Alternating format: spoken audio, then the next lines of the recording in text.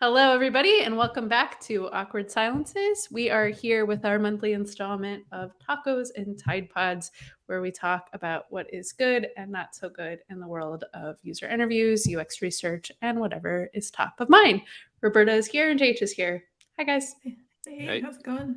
It's going good. Roberta's getting married this weekend. I am. Very exciting. Did I steal your taco, or that's just... That is my taco. Okay, yeah. all right. Well, let's God. dig in. Yeah, okay. Yeah. Yeah, you want to start, Roberta? So tell us about you're getting married. That's very exciting. I am. Yeah, I'm getting married on Saturday and been reflecting a lot. The first half of the year for me has been a lot of operations work. And for this, it's been wedding ops. So I planned a whole damn wedding. Like, oh my gosh, that's huge. It's a lot of work, right?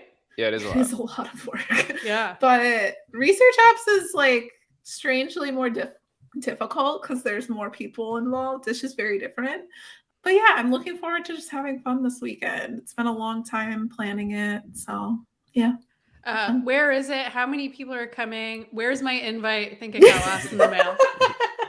It is small. It's going to be at a farm in Rhode Island, 45 people. So it'll be pretty small. Yeah, it'll be nice.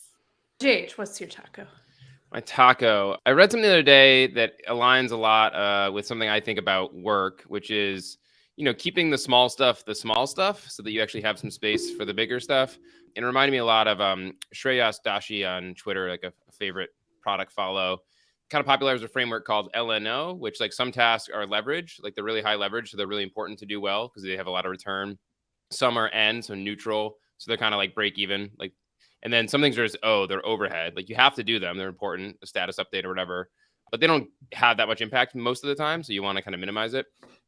And what the quote really kind of unlocked for me was when you like take a small thing and spend more time on it, you're not like overachieving. What you're doing is you're stealing time from the important stuff. Mm-hmm. So if you have like, imagine like, a fixed 40 hours for your week and you have a bunch of smaller tasks that maybe take 15 hours, spending 20 on them is not a good thing because now you only have 20 for the important stuff instead of 25. Whereas if you could get it, those small things only take 10 hours instead of 15. Now you have 30 hours for the bigger stuff, right? And so just something I've thought a lot about with my team. We talk about a lot and just had a couple different things from Twitter and some books I've been reading kind of like touch on the same topic in different ways, which is always fun. And so that's been top of mind. So don't spend too much time on not important stuff.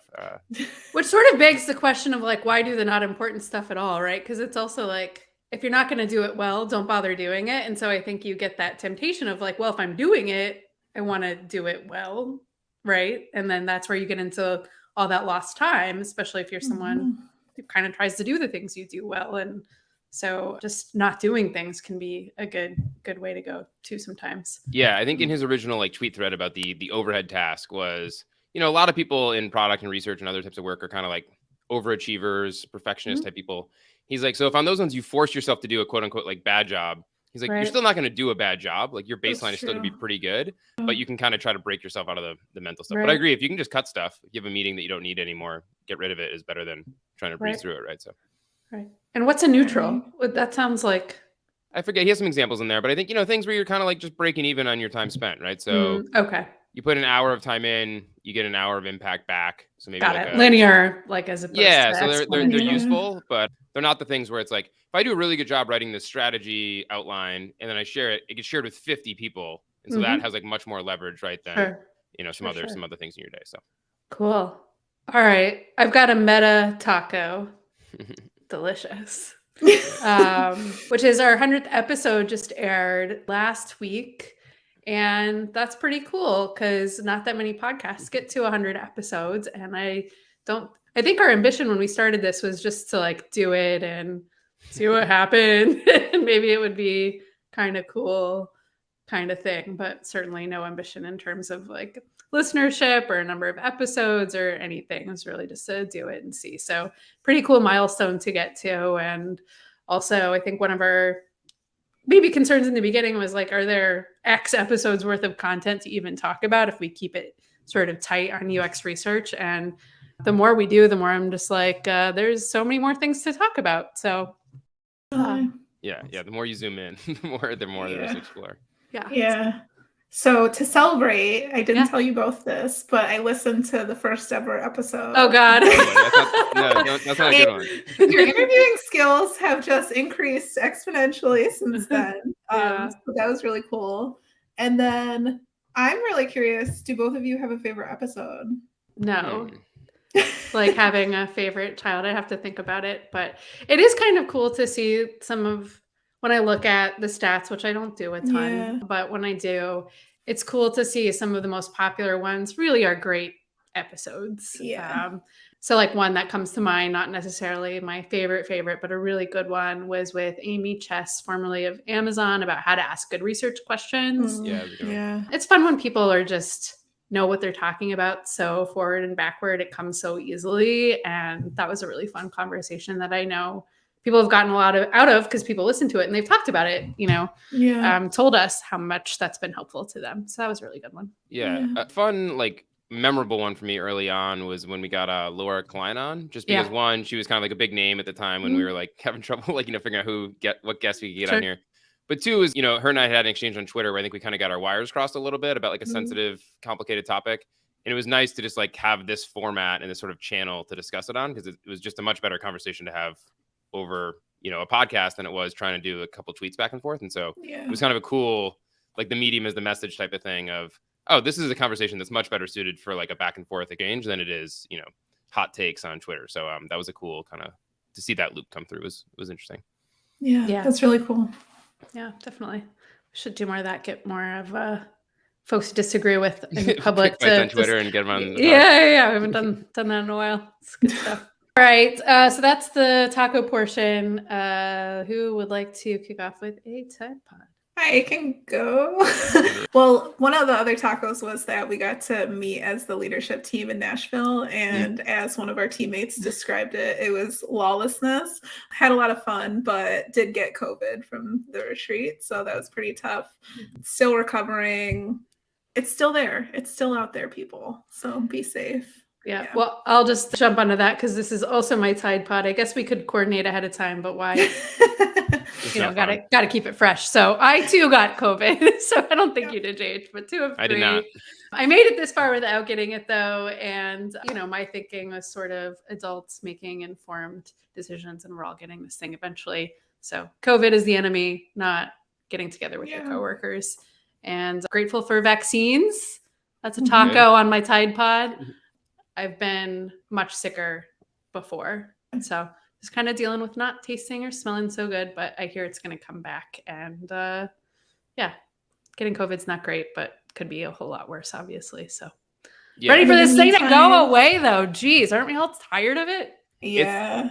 I'm honestly having a hard time like squaring in my head how I feel about it anymore. Because like to your point, I went so long being so conservative and so risk adverse. I think like rightfully so, in the early days. And now you're at a point where like we don't fully know still all the long-term effects and some of the other things. And so you still want to be cautious. You don't want to get it. You don't want to get any illness, like not to state the obvious. But I don't know. It feels really nice to also be able to do things and go to weddings and see friends and everything else. And so I don't know where I am on that like balancing anymore. It's a head scratcher for sure. And it's hard. You see people who have just like been very conservative up until today and with no end in sight. And I think the calculus on giving up so much of your life for an indefinite period of time. Obviously, everyone has to make their own decisions. But for me, it's worth it to go out and live a little bit. So yeah, now you get to have your favorite cilantro as well. That's right. I hate cilantro. If anyone, that's my forever Tide Pod, and I don't hate it right now because nothing tastes like anything. So cool. My Tide Pod was around. I saw 2 things this week that made me think of this. Is around like the just super generic formulaic stuff that's kind of happening more and more on LinkedIn, especially in research and product and design. Yeah, this is so funny. There's 2. One was, I forget if it was John Cutler or Dave Gerhardt, but whoever it was, sorry if I misattributed it. Basically went through and grabbed a bunch of popular LinkedIn posts and just made all the characters X's. So you could just see the shape of it. And like all of like the line breaks and like the length of sentences were all so similar, like across the couple they posted. And then there's another like AI fake post generator thing for LinkedIn that's really good. You give it like a prompt, like I brushed my teeth this morning, and it spins this whole tale about like how that is so impactful to business or whatever. And I don't know. I just like, I think it's cool that people are there sharing stories and using it as a platform because it's obviously like a rich network and all that. But There's a different quote I heard recently. There's something about like the best authenticity is about like being authentic about your inauthenticity. Right, I'm getting, right. but like own some of the messiness or own some of the, missteps. I think especially now with, kind of a downturn and some softness in the economy, people are probably going to have to be a little bit scrappier, cut some corners, not be able to do everything like by the book because you're doing more with less or trying to keep the business afloat in some difficult times. And like, to then just come on and always put this shtick on like how you present it and everything is just a little, I don't know, it's wearing me thin. To be fair to everyone who does it, like I'm sure it works. Like I'm sure you get numbers. The first couple of times I've ever gotten like traction on Twitter, like I very much copied like a thread format and then it worked. And I was like, oh, I see why people do this, but like I didn't like doing it. So it's a tricky one. Yeah, I think if working the algorithm feels maybe not authentic, but like good to you, like go for it. But yeah, if it's a soulless, that'll come through eventually. The algorithm will change and you'll be stuck with your line breaks. I did one of those auto generators. I think it was like you're supposed to put in like a struggle you've gone through and then like the happy result at the end or something like that. And so I used COVID for the struggle. And then the happy result was, what was it? It was something like, so just keep trying. Oh my God, it's so cheesy. Yeah, that's awesome. We should put that in the show notes. It's a very fun, I haven't seen one of these before, so now I'm very curious. It's pretty funny. If you know, you know for sure.